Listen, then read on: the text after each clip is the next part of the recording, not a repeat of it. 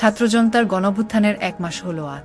July August এর গণহত্যায় নিহত 724 জনের পরিচয় পাওয়া গেছে। নিহতদের স্মরণে সারা দেশে শহীদি মার্চ পালন করা হচ্ছে।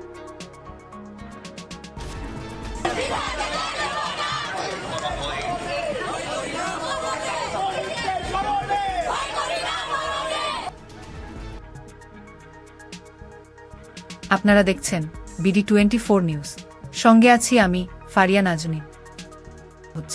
সশস্ত্র বাহিনী বীর শহীদদের প্রতি গভীর শ্রদ্ধা নিবেদন করেছেন অন্তর্বর্তী সরকারের প্রধান উপদেষ্টা ডক্টর মুহাম্মদ ইউনূস। সকালে তিনি ঢাকা সেনানিবাসের শিখা অনির্বাণে পুষ্পস্তবক অর্পণ করে শ্রদ্ধা জানান। প্রধান উপদেষ্টা পুষ্পস্তবক অর্পণের পর 1971 সালের মহান স্বাধীনতা যুদ্ধে সর্বোচ্চ আত্মত্যাগ স্বীকারকারী সশস্ত্র বাহিনীর বীর শহীদদের স্মৃতির প্রতি গভীর শ্রদ্ধা জানিয়ে কিছুক্ষণ নীরবে দাঁড়িয়ে থাকে। সেনা, নৌ ও বিমান বাহিনীর একটি সুসজ্জিত দল এ সময় গার্ড অব অনার প্রদান করে। এ সময় বিউগলে করুণ সুর বাজানো হয়। শ্রদ্ধা নিবেদনের পর সেখানে রাখা দর্শনার্থী বইয়ে স্বাক্ষর করেন ডক্টর মুহাম্মদ ইউনূস। এর আগে প্রধান উপদেষ্টার শিখা অনির্বাণে পৌঁছালে 3 বাহিনীর প্রধানগণ তাকে অভ্যর্থনা জানান। প্রধান উপদেষ্টা সশস্ত্র বাহিনী বিভাগ পরিদর্শনে যান পুষ্পস্তবক অর্পণের পর। সেখানে 3 বাহিনীর প্রধানরা তার সঙ্গে সৌজন্য সাক্ষাৎ করে। বহু মানুষের রক্তের বিনিময়ে আলোর মুখ দেখেছে ছাত্র জনতার বিপ্লব। রক্তের বিনিময়ে পাওয়া গিয়েছে সম্ভাবনার নতুন বাংলাদেশ। জুলাইয়ের কোটা সংস্কার আন্দোলন আগস্টে রূপ নেয় শেখ হাসিনা ও তার অনুসারীদের পতনের 1 দফা দাবিতে।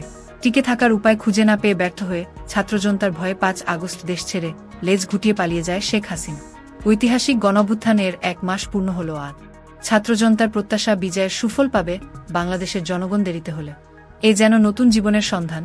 সকলের প্রাণে মুক্তির রাজপথে বীরদর্পে এগিয়ে চলছে সবাই বিজয়ের উল্লাসে। ছাত্র জনতার আত্মত্যাগ আর তারুণ্যের শক্তিতে রচিত হল এদেশের নতুন ইতিহাস। লাল সবুজের পতাকা নতুন রূপে ধরা দিল সবার প্রিয় বাংলাদেশ। তীব্র গণান্দোলনে শেখ হাসিনা দেশ ছাড়লেন 5 আগস্ট। টেকনাফ থেকে তেতুলিয়া জুড়ে মুক্তির বাতাস। সবার চোখে মুখে শুধুই প্রাপ্তির আনন্দ। প্রদেশের একক উৎসবে রূপ নীল ছাত্র জনতার বিজয়। মুখের কথায় মঞ্চ কাঁপানো সেই প্রভাবশালীরা অন্ধকারে মিলিয়ে গেলেন আলো নিভিয়ে। 1 মাস খুবই অল্প সময়ে, তবু কি কোনো প্রাপ্তি দেখছেন ছাত্র জনতা? শুরুটা কোটা সংস্কারের দাবিতে বৈষম্য বিরোধী ছাত্র আন্দোলনের ব্যানারে। মারমুখী সরকার লেলিয়ে দেয়া হয় পেটোয়া বাহিনী। ধীরে ধীরে বাড়তে থাকে তীব্রতা। শাহবাগ কেন্দ্রিক আন্দোলন ছড়িয়ে পড়ে সারা দেশের শিক্ষা প্রতিষ্ঠানে। দেশটা একদম স্বাধীন মনে হইতেছে। পুরো স্বাধীন, আমরা একটা দেশের ফিল পাইতেছি। 1 মাস আগের বাংলাদেশ এবং বর্তমান বাংলাদেশের মধ্যে আমূল পরিবর্তন হয়েছে। আমাদের এখন আর গুম খুনের ভয় নেই। আমরা স্বাধীনভাবে চলাফেরা করতে পারছি। আড্ডায় যেমন যে কোনো কথা বলতে ভাবতে হতো আশেপাশে কে আছে, এখন আর সেটা ভাবা লাগতেছে না। এখন মানুষ স্বাধীনভাবে কথা বলতে পারে, তার মতবাদ প্রকাশ করতে পারে, ফেসবুকে স্ট্যাটাস দিতে পারে নিজের মতো করে। সর্বোচ্চ বল প্রয়োগ করে সরকার আন্দোলন দমাতে পুলিশ, বিজিবি এর পাশাপাশি সেনাবাহিনীর নামিয়ে করা হয় সান্ধ্য আইন।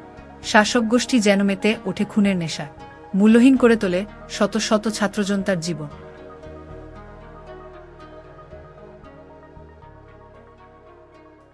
আমি কেন বাংলাদেশের কোনো মানুষই এখনো বিশ্বাস করতে পারছে না যে শেখ হাসিনা দেশ ছেড়ে পালিয়ে গিয়েছে। 5 আগস্ট শেখ হাসিনা যে পালিয়েছে, তখন আমাদের চিমটি খাওয়ার মতো অবস্থা।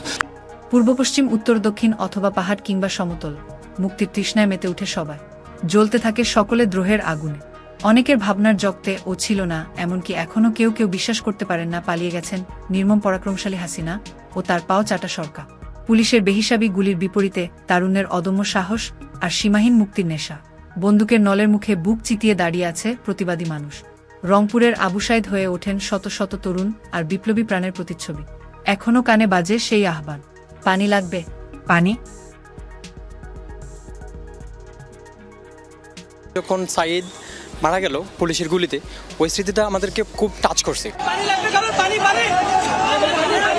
অভ্যুত্থানের মাধ্যমে আমরা যে আজকে যে স্বাধীনতাটা পেয়েছি, তার অন্যতম ধারক ও বাহক এই মীর মুগ্ধর মতো, আবু সাইদ মতো ছেলেরা, বীর সন্তানেরা।